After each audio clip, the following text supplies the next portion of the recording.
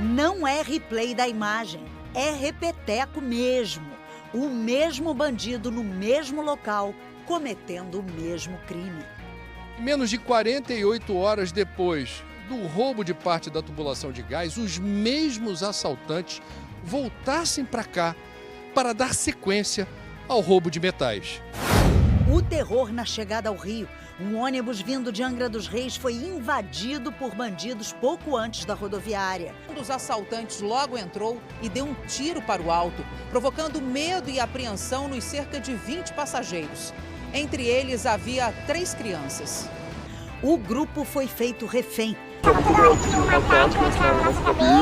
Todos foram levados para a entrada de uma comunidade da Maré. Parecia que não tinha fim. Foi uma situação aterrorizante e, assim, é o Rio de Janeiro, né? O retrato do Rio de Janeiro. O Rio de Janeiro é isso. Ao procurar a delegacia, mais um sufoco. A delegacia fechada. Quarta-feira, 3 de janeiro, o RJ2 está começando agora.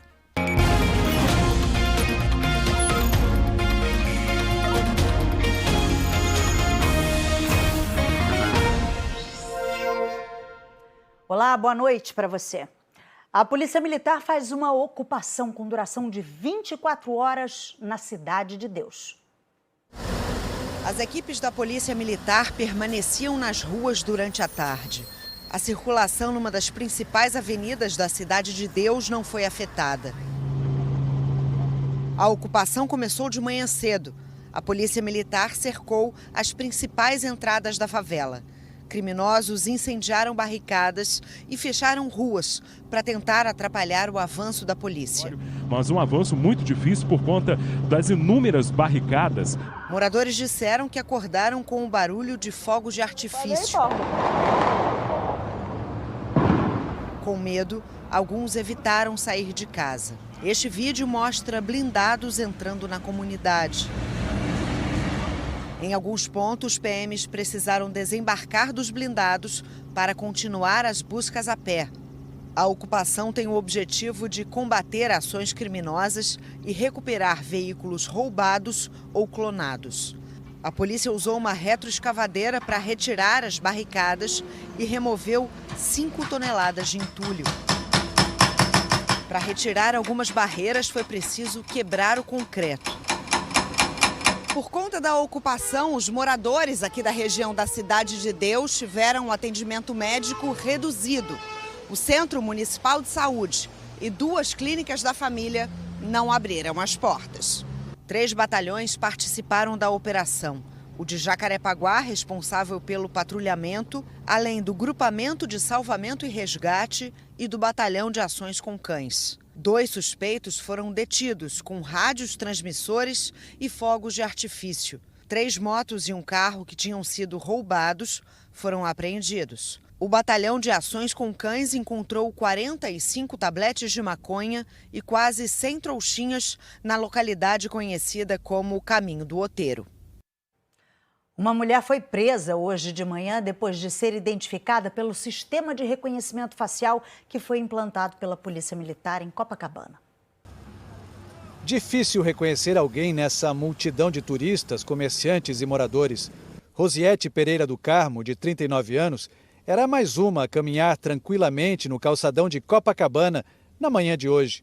Mas, por obra da tecnologia, os traços do rosto de Rosiete foram esquadrinhados em questão de segundos.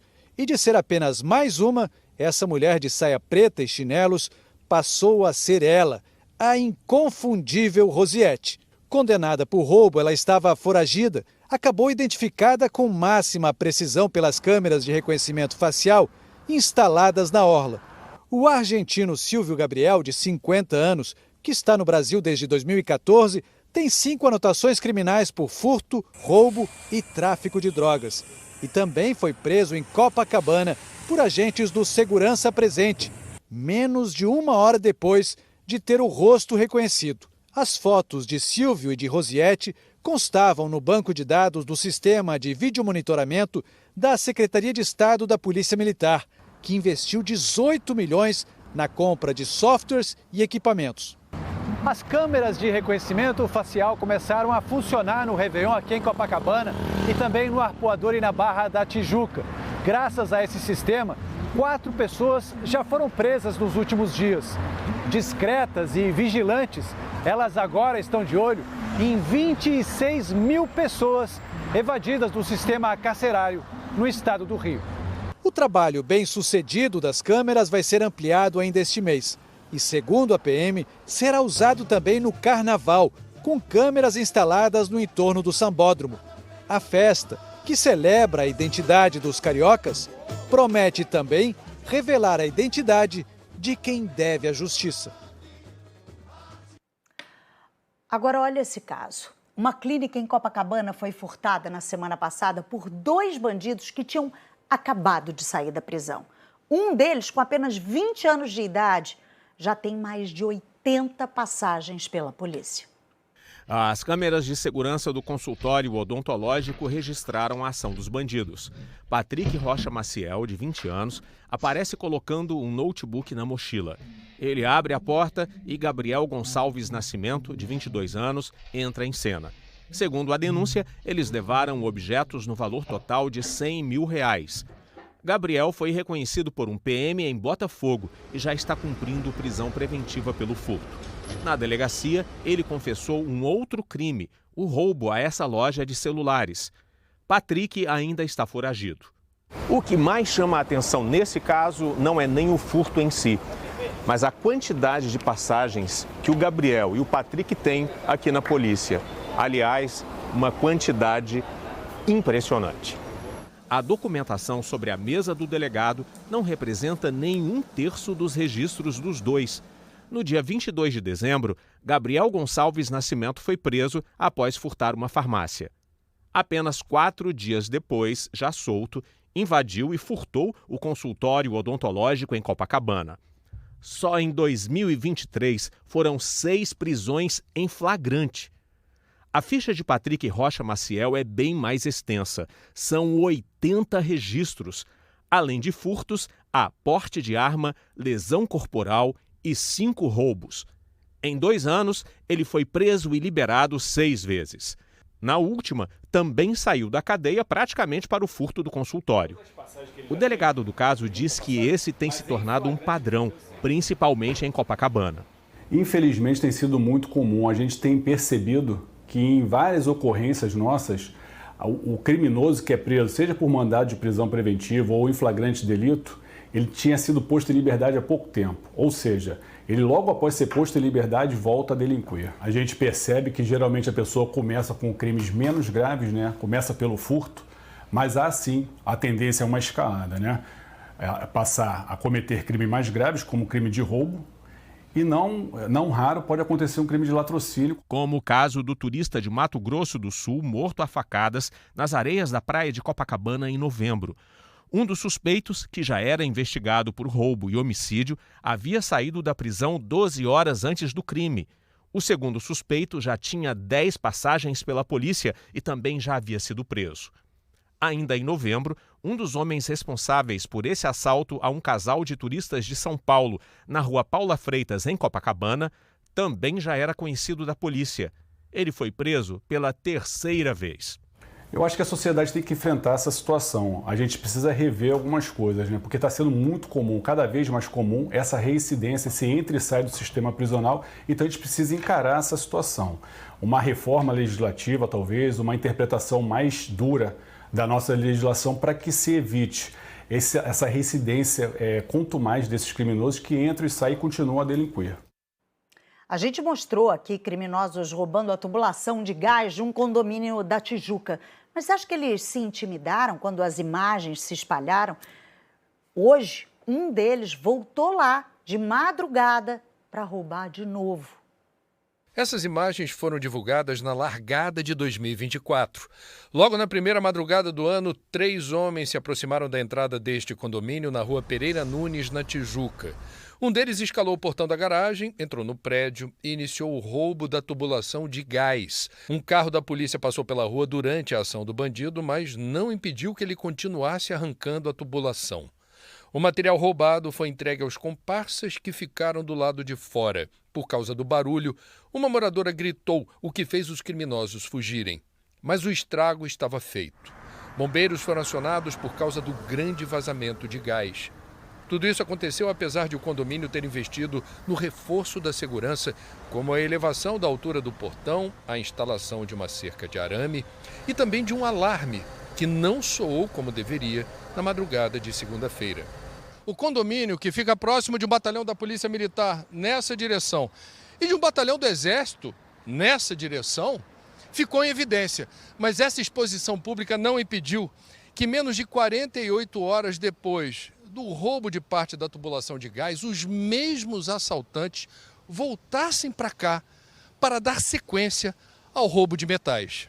Às 2h40 da madrugada de hoje, o assaltante escala o mesmo portão, sobe no muro, mas é surpreendido pelo alarme que desta vez funcionou. Ele se afasta, mas segundo moradores, apesar do susto, continuou rondando o condomínio. Às 3 horas da manhã, o indivíduo voltou novamente para continuar o que ele estava querendo fazer, no mesmo local, no mesmo ponto. Ex-porta-voz da PM, atual comandante do batalhão da área, Major Ivan Blas diz que o reforço do policiamento ajuda, mas não resolve o problema. Esses crimes são nomeados como de menor potencial ofensivo e sem grave ameaça. Portanto, nas audiências de custódia, esses criminosos são colocados em liberdade rapidamente e voltam a delinquir. Esse índice, chamado de índice de reincidência, aqui no primeiro CPA, a região central, Zona Sul e Zona Norte, ele chega a 34%. Na Tijuca, em especial, ele chega a 64%. Ou seja, no ano de 2023, nós prendemos mais de 500 criminosos. Mais da metade desses marginais voltaram a delinquir em poucas horas. É difícil, porque aí você fica se sentindo inseguro e com medo de a qualquer momento acontecer alguma coisa. Além de eu não conseguir dormir. Agora eu acho que eu sou o alarme do edifício. E aí eu não consigo mais dormir à noite. Essa reincidência com índices altíssimos, esse prende e solta, é ruim para todos, para a sociedade e para as polícias que trabalham, perdem tempo, gastam dinheiro ao tentar prender, levar para a delegacia e os bandidos voltarem. É preciso urgentemente uma reflexão sobre isso. E a polícia ainda procura pelos 255 detentos que foram liberados para passar o Natal em casa e não voltaram. As polícias do Rio têm mais uma nova lista de fugitivos para procurar. Os 255 presos que foram soltos para o Natal e ainda não voltaram. Pessoas que receberam o benefício de saída temporária especial, o chamado saidão. Como funciona o benefício? O pedido deve ser feito pela defesa do preso. O juiz da Vara de Execuções Penais pede ao Ministério Público que diga se concorda com a liberação temporária. Paralelamente, a Secretaria de Administração Penitenciária também é ouvida para informar sobre o comportamento do detento. E se todos disserem sim, o juiz concede o benefício. Para que o condenado tenha direito à visita ao lar, ele precisa já ter cumprido 1/6 da pena e estar no regime semiaberto. O condenado por crimes hediondos pode ter este direito? Depende de quando ele cometeu o crime. Se foi até o dia 24 de setembro de 2019, pode. Essa é a data da alteração da Lei de Execuções Penais, o chamado pacote anticrime, que incluiu essa proibição no artigo 122. Não terá direito à saída temporária o condenado que cumpre pena por praticar crime hediondo com resultado morte. Entre os 255 liberados para o Natal, há 2 chefes do tráfico que cometeram os crimes antes da alteração. Saulo Cristiano de Oliveira Dias, de 42 anos, conhecido como PL, foi condenado a 18 anos e 9 meses de prisão pela morte de um militar do Exército e por associação para o tráfico de drogas. Ele foi preso em 2012. Segundo as investigações, fazia parte da cúpula da quadrilha que comandava o tráfico no complexo do Chapadão, na Pavuna, zona norte da cidade. O crime foi cometido antes da alteração da lei e ele foi posto em liberdade temporária para passar o Natal em casa. Na mesma situação, foi solto para passar o Natal em casa Paulo Sérgio Gomes da Silva, o Bin Laden. Ele foi preso em 2018 por chefiar o tráfico de drogas no Morro Dona Marta, em Botafogo, na Zona Sul. É bom a gente lembrar que o chamado pacote anticrime de 2019, ele endureceu bastante a execução penal, principalmente em relação a crimes hediondos seguidos de morte. Mas também é bom a gente lembrar que só se aplicam a crimes praticados a partir da vigência do pacote anticrime. Já são 4 dias do fim do prazo para o retorno dos presos liberados. E os 255 fugitivos não se reapresentaram nem foram presos. Os presos foram liberados dos presídios sem tornozeleiras eletrônicas, um instrumento que poderia ajudar as polícias a localizá-los e capturá-los. Segundo a Vara de Execuções Penais, um dos motivos para não determinar o uso do equipamento foi a falta de estrutura nos presídios do Rio. De acordo com a nota, em períodos curtos de 7 dias, como o do Natal e outras datas especiais, como o Dia das Mães, o Estado não possui estrutura nos presídios para a instalação em tempo hábil dos equipamentos. A instalação das tornozeleiras ocorre fora dos presídios, o que inviabiliza o processo nesses períodos curtos de saída. A Secretaria de Administração Penitenciária informou que monitora mais de 8 mil apenados e que a tornozeleira só é usada quando há uma decisão judicial. Segundo a Secretaria, não houve um pedido da Justiça para que os beneficiados pela saída de Natal fossem monitorados com a tornozeleira. Mas há que haver um bom senso, de todas as partes num caso como esse. A gente fala agora dos momentos de terror vividos por passageiros que vinham de Angra dos Reis para a rodoviária do Rio. Criminosos sequestraram o ônibus, fizeram mais de 20 reféns. Os bandidos obrigaram o motorista a dirigir por 16 quilômetros com os passageiros sob ameaça. O casal de namorados passou o Réveillon na casa de amigos em Angra dos Reis, na Costa Verde. 4 dias de descanso. Eles saíram de lá no fim da tarde de ontem. Pegaram um ônibus das 6 da tarde com destino à rodoviária Novo Rio. Faltava 4 minutos para a gente chegar na rodoviária. O casal conta que o ônibus parou num sinal na Avenida Francisco Bicalho. Nisso, 3 indivíduos bateram na porta do ônibus com a arma de fogo e foi quando o motorista abriu. E quando ele abriu, eles entraram. Assim que a porta do ônibus foi aberta, um dos assaltantes logo entrou e deu um tiro para o alto, provocando medo e apreensão nos cerca de 20 passageiros. Entre eles havia 3 crianças. Tinha criança de colo e criança de 10 anos, 11 anos. E aí foi que eles ficaram chorando mais. Eles estavam super agressivos, nada fisicamente, mas eles estavam toda hora que iam matar, que iam atirar na nossa cabeça. Eu estava muito nervosa, tive uma crise de pânico, eles ficavam mandando calar a boca, que era só para entregar. E eles falavam que iam acender as luzes e que não tivessem entregado alguma coisa ia morrer. Eles iam atirar na cara das pessoas. Testemunhas contaram que os 3 assaltantes eram jovens e em momento algum cobriram o rosto. Um ficou fazendo motorista de refém para que ele pudesse dirigir para onde ele queria e o outro ficou no meio do corredor e o outro ficou na parte de trás para pegar as pessoas que estavam lá atrás. Os bandidos roubaram os pertences de todos os passageiros. Todo mundo foi entregando tudo. Pegaram carteiras, documentos, mochilas, anéis e cordões de prata e ouro e também os celulares. As vítimas tiveram que passar até a senha dos aparelhos. Foi mais aflitivo porque a partir do momento que eles sequestraram o ônibus, a gente não sabe para onde que eles iam levar, O motorista do ônibus contou em depoimento que foi obrigado a fazer o retorno na rodoviária Novo Rio, voltando para a Avenida Brasil, sentido Zona Oeste, que após roubarem os passageiros, os sequestradores determinaram que ele parasse em frente à comunidade da Maré. Mantiveram o motorista e os passageiros reféns num trajeto de 16 quilômetros. Parece que não tinha fim. Foi uma situação aterrorizante e, assim, é o Rio de Janeiro, Depois, o motorista procurou a polícia, parou o ônibus na delegacia da Penha e os passageiros foram mais uma vez surpreendidos. Delegacia fechada e a gente chegou, tinha de início um policial na porta, com a porta fechada, e aí tinha um senhor já na porta em desespero para entrar, e depois eu e ele a gente chegou, eu aos berros, aos gritos, pedindo para abrir a porta, o cara falando que só ia abrir se a gente se acalmasse. Eu falando, isso aqui é uma delegacia, como assim eu não posso entrar? Eu não estou segura aqui fora, acabei de ser assaltada. Como assim eu não posso entrar na delegacia nesse momento? Quero ligar para os meus pais. Enfim, eu não sei nem onde eu estou, não sabia onde a gente estava. A gente só soube que era na Penha quando a gente entrou na delegacia. No ano passado, o RJ2 fez uma ronda nas 40 delegacias em funcionamento na capital e encontrou a maioria delas dessa mesma forma, trancadas, no fim da noite e durante a madrugada.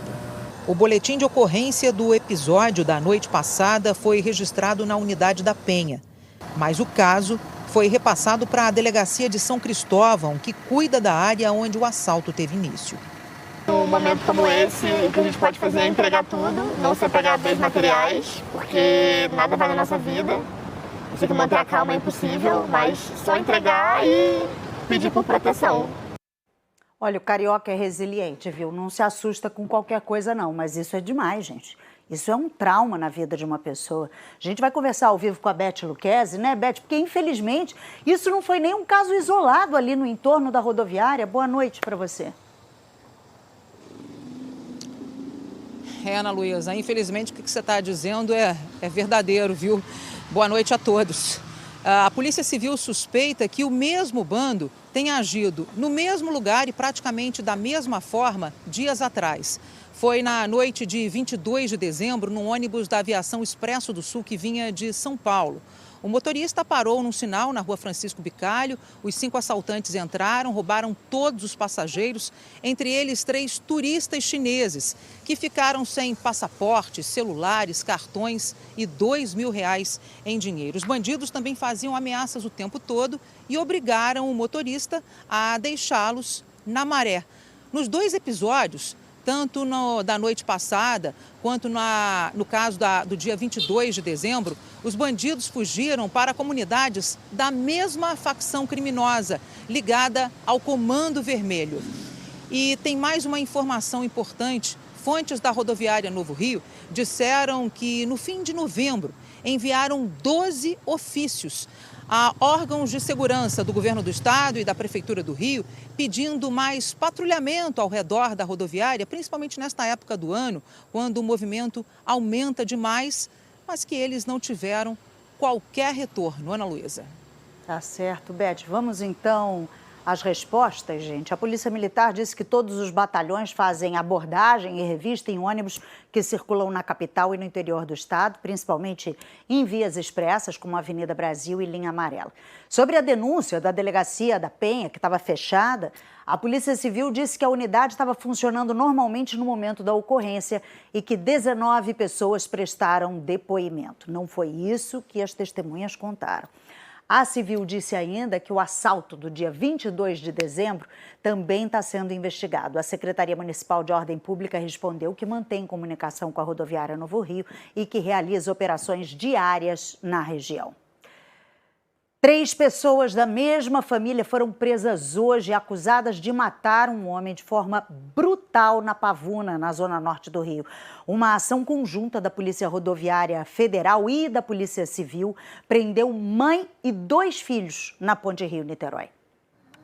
Tudo começou como um desentendimento neste bar na Rua Palas, na Pavuna, onde também moram Alba Samuraia Dias Santos e os filhos Helder Santos Oliveira e Juliana Santos Oliveira. Segundo a polícia, Celso Ferreira da Silva Filho veio fazer uma cobrança e a conversa com Helder acabou em agressão. Testemunhas contam que Alba pegou um revólver e atirou contra o agressor do filho, mas não acertou. Helder, então, pegou a arma. Em seguida, Celso fugiu correndo aqui pela Rua Juno, também na Pavuna. Ele foi perseguido por Helder, que disparou vários tiros. O homem ainda tentou se esconder, mas foi atingido. A partir daí, câmeras de segurança aqui da área registraram uma sessão de selvageria cometida por mãe e filhos. A câmera da esquina mostra o momento em que Helder joga o corpo de Celso, já baleado, na calçada. A irmã, Juliana, usa um facão para dar várias facadas no rosto de Celso. E, por último, a mãe, Alba, atropela o corpo algumas vezes. Por fim, Helder põe Celso no carro e sai para esconder o corpo. Cenas de muita brutalidade que a família não consegue entender. Pegou o carro, passou 3 vezes em cima do corpo dele sem necessidade. Então eu acho que ela tem que pagar o que ela fez, porque ele não merecia. Um menino trabalhador, um serralheiro. Na quarta-feira, a família de Celso veio à 39ª DP registrar o desaparecimento dele. Mas as investigações da Polícia Civil e da Polícia Rodoviária Federal levaram os policiais ao bar, onde começou a discussão e o lugar onde ele foi visto por último. Eu queria saber o que aconteceu para eles tirar forma meu irmão desse jeito, porque do jeito que eles mataram meu irmão foi uma forma muito violenta. Meu irmão deixou 2 crianças que choram todo dia querendo ele. Alba, Helder e Juliana foram presos hoje pela Polícia Rodoviária Federal na ponte Rio-Niterói, quando voltavam da região dos Lagos, onde foram passar o fim de ano. No primeiro momento da abordagem, eles ficaram com bastante medo, porque viram a PRF se aproximando, e uma vez que foi dada a ordem de parada, realmente eles ficaram bem reativos. Mas não contra as provas, os indícios, a materialidade que foi levantada pela Polícia Judiciária, inegável que eles realmente eram ali os autores do crime. Mãe, filho e filha estavam no mesmo carro usado para levar o corpo de Celso até Tanguá, na região de Itaboraí. Eles levaram os policiais ao local onde o corpo de Celso foi queimado e enterrado, às margens de uma estrada de terra. Mas ele já tinha sido retirado e levado para o IML no último dia 29. A família deve fazer o reconhecimento. A polícia apreendeu um revólver, uma espingarda, facas e facões na casa de Alba e dos filhos. Entendo como um crime bárbaro, quase que uma selvageria, né? Extrema violência, você vê total indiferença sobre a vida humana. Eles vão responder por homicídio qualificado, né? Por motivo fútil, impossibilidade de chance de defesa, ocultação de cadáver, e também há uma investigação em paralelo sobre o roubo da motocicleta, já que a motocicleta da vítima encontra-se desaparecida. Parece que eu estou vivendo um filme de terror, parece que a gente vê na televisão, assim, cenas, agora está passando com a gente, sabe? É muito inexplicável mesmo, sabe? Daqui a pouco no RJ2 tem a previsão do tempo com Diego Aidar. A gente volta rapidinho, 7h34. Estou de volta já com o Diego Aidar aqui comigo para a gente falar sobre a previsão do tempo, mas, Diego, está chovendo forte na Zona Oeste já há algum tempo. A gente está tendo transtorno por lá? Já, sim, com alagamentos. Boa noite para você, Lúlio, boa noite a todos. Vamos dar uma olhada então já direto aqui no nosso radar meteorológico, já com alguns bolsões d'água e alagamento também em Santa Cruz e também em Sepetiba. Essa aqui é a imagem do radar meteorológico que mostra, havia um núcleo de chuva grande ali em Angra, ali na Baía de Sepetiba. Ele veio se aproximando do rio. Você vê que aqui na zona oeste do rio já tem um ponto mais amarelado e mais alaranjado, que mostra realmente uma chuva já um pouco mais forte. A gente tem algumas imagens para mostrar ao vivo. Felipe Cardoso com Cesário de Mello, isso em Santa Cruz. Pela imagem ao vivo, a imagem da Sete Rio, a gente vê... Tá caindo água, hein? A gente vê que está caindo bastante chuva, né, nesse momento ali. Região de Paciência também. A gente tem, acho que, outras imagens para rodar. Olha aí, agora a Avenida Brasil, inclusive na Avenida Brasil, ali na entrada de Santa Cruz, na altura da Avenida Engenheiro Gastão Rangel, o espelho d'água está cobrindo os dois sentidos. Então, o motorista que vai passar pela Avenida Brasil, na altura de Santa Cruz, muito cuidado, já muitos bolsões d'água por causa dessa pancada de chuva. Chove forte, então, em várias regiões da Zona Oeste, ali, Pedra de Guaratiba também, Grumari, tem outras imagens também para a gente ver, imagens de agora há pouco, realmente com muita chuva nesse momento. Vamos agora dar uma olhada aqui na previsão, porque esse alerta continua, a gente está recebendo muita umidade que está vindo em direção da Amazônia. Tem um sistema de baixa pressão que está trazendo essa umidade para cá. Aqui nessa outra imagem de satélite a gente vê como as nuvens estão vindo. Está bem encoberto o estado, né? Em direção ao rio, bem coberto. Amanhã continua essa previsão de chuva, o tempo vai estar abafado, máxima de 32 graus. É importante a gente dar esse alerta do IMET de chuva com perigo potencial, né, de chuva em todo o estado. Falando do estado, muita gente indo viajar, voltando de viagem, a gente vê que em várias regiões a chuva realmente pode cair forte, com alerta aqui em Teresópolis, previsão até de 40 milímetros. E vai continuar chovendo pelo menos até sábado. Olha só que o sol só volta a aparecer no domingo com máxima de 33 graus. Para dar um refresco para o pessoal. Valeu. Até lá, muita água. O RJ está terminando aqui, gente. Uma ótima noite e até amanhã. Boa noite, até amanhã. Tchau, tchau.